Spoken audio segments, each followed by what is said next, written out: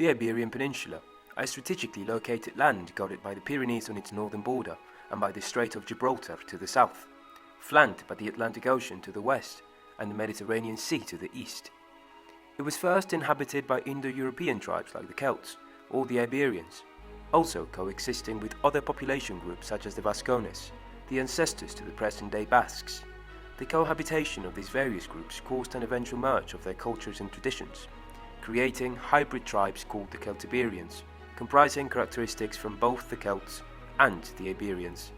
These populations, however, were not unified nations, and although they shared common traditions, languages and religions, they were separated in multiple distinct tribes that often warred against each other. With the rise of the ancient world's maritime powers, it wasn't long before the shores of Iberia were discovered. The first to arrive were the Greeks, establishing trade colonies in the peninsula, followed by the Carthaginians, the Phoenician nation, or in Latin, the Punic nation that would later fight for its hegemony over the Mediterranean against the young Roman Republic during the Punic Wars. They also established trade colonies in ancient Iberia, founding cities like Carthago Nova, which would live on to become modern-day Cartagena.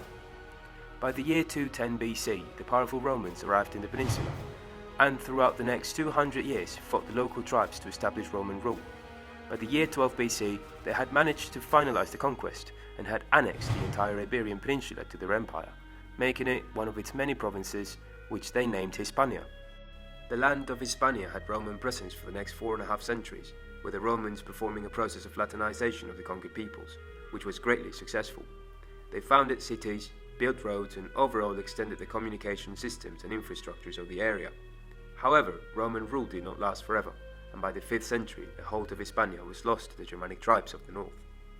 There were many that occupied the lands vacated by the Romans, amongst which were the Vandals, the Suevos, or, during later years, the Byzantines. Amongst these were the Visigoths, a Christian Germanic tribe that soon occupied and established themselves in Hispania, slowly annexing and expulsing rival powers within the peninsula. By the year 700, they had a stronghold of the entirety of what had been Roman Hispania, extending further over the south of France and the north tip of Africa, where they held the city of Ceuta. They made the city of Toledo, modern-day Toledo, their capital, and from there ruled the vast lands they had conquered. To the south, however, beyond the Strait of Gibraltar, a powerful rival had recently annexed the Maghreb territory. They had a new religion, Islam, and had expanded rapidly from their home in the Middle East to the north of Africa, and now were at the gates of Europe. In the year 710, they conquered the city of Ceuta, increasing tensions with the Visigothic kingdom. The following year, in 711 AD, taking advantage of a civil war amongst the Visigoths, the Muslims crossed the Strait of Gibraltar and invaded their kingdom. King Rodrigo of the Visigoths tried to stop their advance but was decisively defeated at the Battle of Guadalete. Having decimated the Visigoth army, the Muslims faced little resistance when taking the rest of Hispania. By the year 718, the Visigothic kingdom had disappeared, and the only Christian resistance to the Muslim conquest was located in the northern mountains of Spain. It is here that the Christians, led by a man called Pelagius, or Pelayo, faced the Muslims at the Battle of Covadonga in 722. They managed to repel the Muslim advance and secure their territory. It is probable that the Muslims saw little reward in annexing the mountainous and rugged terrain of northern Spain, but regardless of the reasons, Pelayo had for sure helped establish a resistance kingdom to the Muslims. This would be the beginning of the kingdom of Asturias, and it is with its first king, Don Pelayo, that our story begins.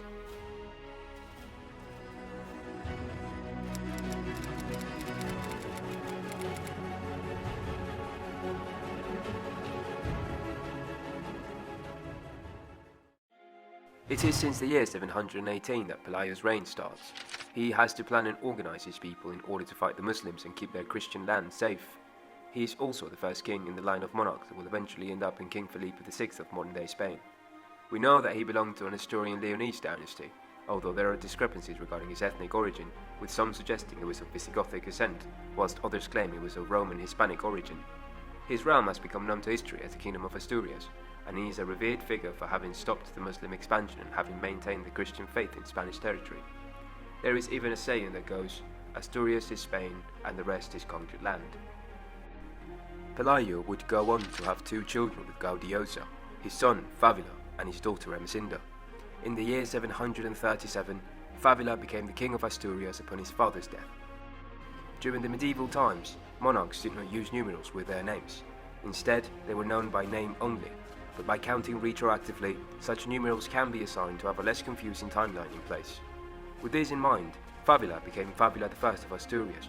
Meanwhile, his sister Ermesinda married Alfonso, the son of Pedro, the Duke of Cantabria, and together they had a son whom they named Fruela. Favila's reign was short-lived, and only 2 years after becoming king, he would pass away, leaving the crown to his brother-in-law Alfonso, hereafter known as Alfonso I. All these kings are responsible for starting the process known as the Reconquista, or Reconquest, which consisted in regaining the territories lost to the Muslims during their invasion in 711. Each of them will contribute their fair share to this cause, gaining new lands for Asturias in the process. When Alfonso I died in 757, his son Fruela became King Fruela I. It is important to explore Alfonso's family tree to understand the succession from here onwards. Peter, the Duke of Cantabria, had 2 sons, Alfonso, who became Alfonso I, and Fruela. Both brothers had children, and their children had children. It is key to understand the component of the family tree, as the King of Asturias was not necessarily a father-to-son hereditary system. Kings were elected from a pool of candidates within the royal family. With Fruela I's death in 768, the selection process would see the crown pass between different members of the family, oftentimes jumping from one branch to the other. After Fruela, his cousin Aurelio was elected as the new king, becoming Aurelio I.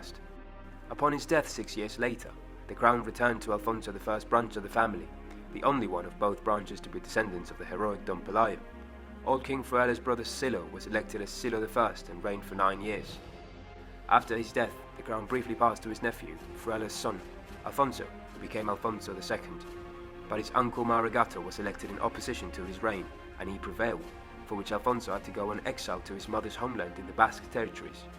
Marigato I did not rule for long, however, and when he passed in the year 789, the crown went to his cousin Bermudo, once again jumping to the junior branch of the family. Bermudo I's time as king was also brief, and 3 years after his ascent, the throne was once again vacant.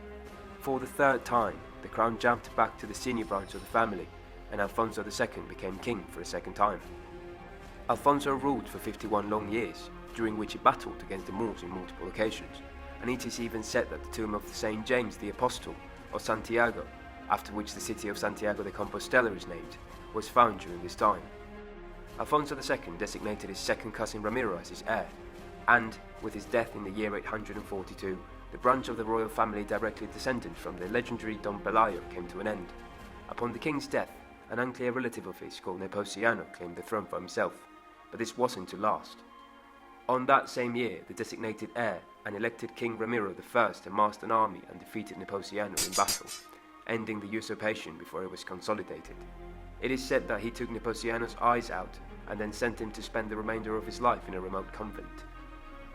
Ramiro reigned during 8 years, and during this time he married and had a son, whom he named Ordoño. King Ramiro I became the last king of Asturias to be elected, and upon his death in the year 850, his son Ordoño would become King Ordoño I and make the monarchy hereditary from then on. Ordoño ruled for 16 years, oftentimes warring against the Moors or suffocating internal rebellions. He was succeeded by his son Alfonso, third of his name.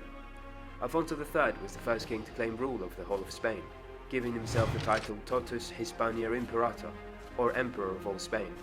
He is also known to have signed documents as Hispaniae Rex, or King of Spain, instead of just King of Asturias. Alfonso had 3 sons with his wife Jimena, Garcia, Ordoño, and Fruela.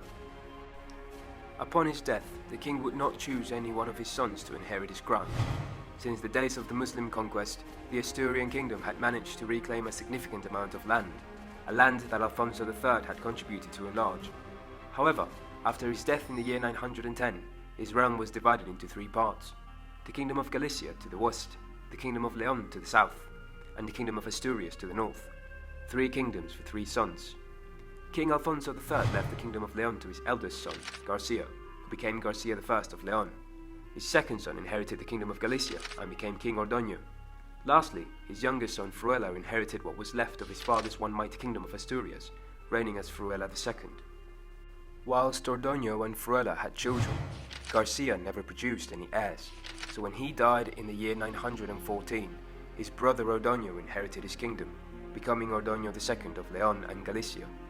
As it had been the tradition for several years, upon Ordoño's death, his son Alfonso was to inherit both of his father's kingdoms, but when that day finally came in the year 924, his uncle Fruela usurped his throne and once again unified all 3 kingdoms under the same crown. This was not to last, however, as in the following year King Fruela II died from leprosy, and with him died the last holder of the title King of Asturias. The court had been moved from Oviedo to León, and by the time Fruela II's son Alfonso Froilas inherited all three kingdoms from his father, he received a unified crown under the name of Kingdom of León, hence putting an end to the kingdom founded and defended by Don Pelayo. The Kingdom of Asturias can't be said to have ended though. Instead, it continued under a different name, and it has even survived until the present day, for nowadays the main title of the heir to the Spanish crown is still the Prince or Princess of Asturias. In part 2 of this series, we will have a look at how this newly renamed Kingdom of León copes in the lands of Al-Andalus, as well as the different stories and achievements, some of them groundbreaking, of its many monarchs. If you're interested in the history of the Spanish monarchy and how it came to be, please subscribe to stay tuned on future videos covering the topic. If you liked the video, please leave a thumbs up.